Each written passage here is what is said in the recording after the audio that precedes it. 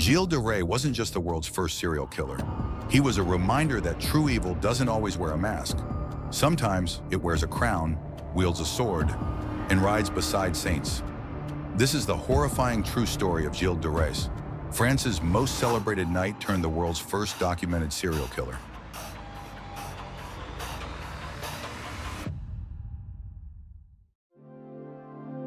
Before we plunge deeper, I just want to say thank you.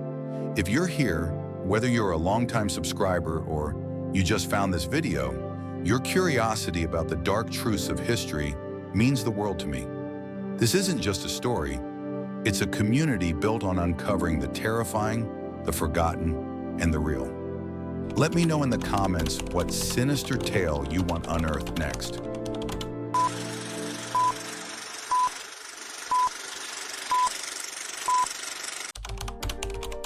Gilles de Rais was born in 1405 into unimaginable wealth.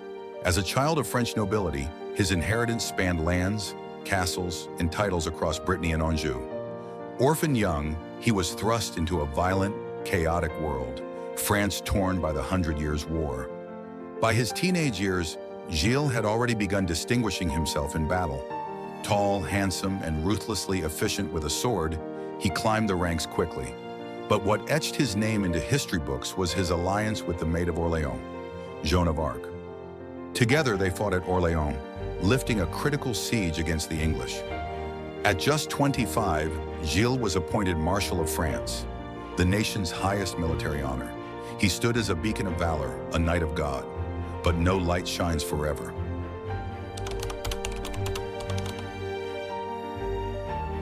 After the war, Gilles retired to his estates. With his fame and fortune secure, he turned inward, to pursuits of art, pageantry, and performance. He built lavish chapels and hosted elaborate mystery plays, some costing more than entire military campaigns. Yet beneath the pageantry lay decay.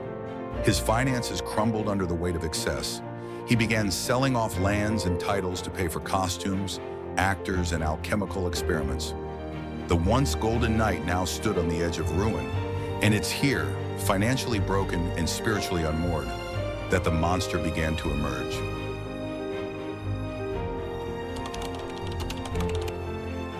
In the fortress of Marshal, children started vanishing. At first, no one dared question a nobleman. Gilles employed dozens of servants, actors, alchemists, even astrologers. His lands bustled with activity, yet rumors stirred in the nearby villages. Families searched for sons and daughters who never returned. The Knight of France had built more than a chapel. He had built a house of horrors.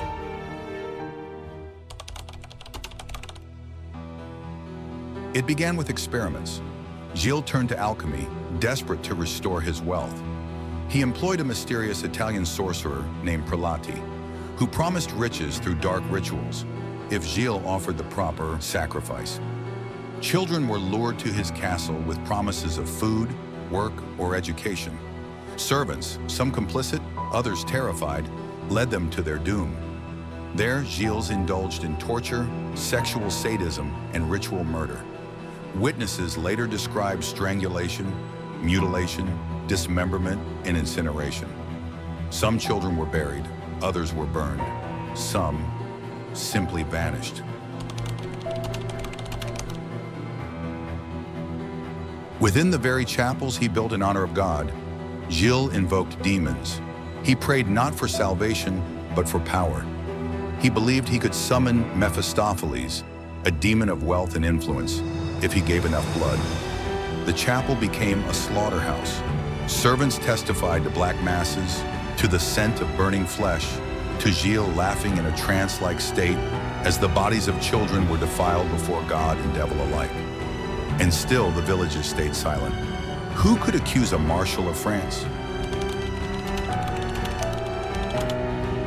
Dozens, maybe hundreds. The true number will never be known. Gilles didn't keep records. He didn't need to. He wasn't killing for profit. He was killing because he wanted to. The darkness that once crept behind his eyes now roared like wildfire. But power has limits. When Gilles kidnapped a priest during a land dispute, he crossed a line. The church, long wary of his extravagance, now had cause to act. The Bishop of Nantes began an inquiry. Witnesses, servants, priests, even accomplices came forward. What they described was not just heresy or greed, it was evil in its purest form. In September of 1440, Gilles was arrested, not as a hero, not as a nobleman, but as a murderer. The trial shook France to its core. The crimes were too vast, too vile to comprehend. Over 100 charges were brought forth: murder, heresy, sodomy, witchcraft, necromancy, and child sacrifice. The court heard days of testimony, detailed, graphic, horrifying. Gilles tried to defend himself, claiming innocence, claiming insanity, but the weight of evidence crushed his defenses.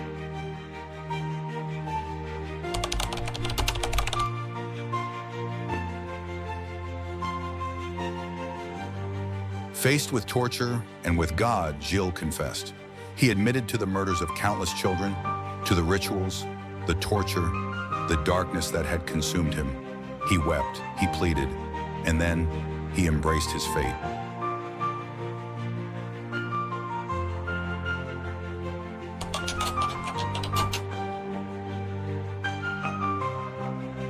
On October 26, 1440, Gilles de Rais was hanged and burned before a massive crowd.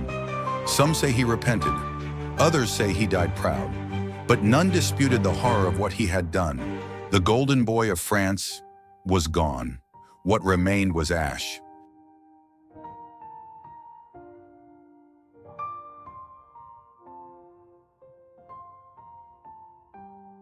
The shadow of Gilles de Rais has never fully disappeared. His castles may have crumbled, but the echoes of what happened within their walls still chill the blood. In the centuries since his execution, scholars and skeptics alike have debated the true nature of his crimes. Some suggest he was framed, a victim of politics and religious paranoia. Others point to the consistency and detail in the testimonies. So many voices describing the same atrocities from different angles.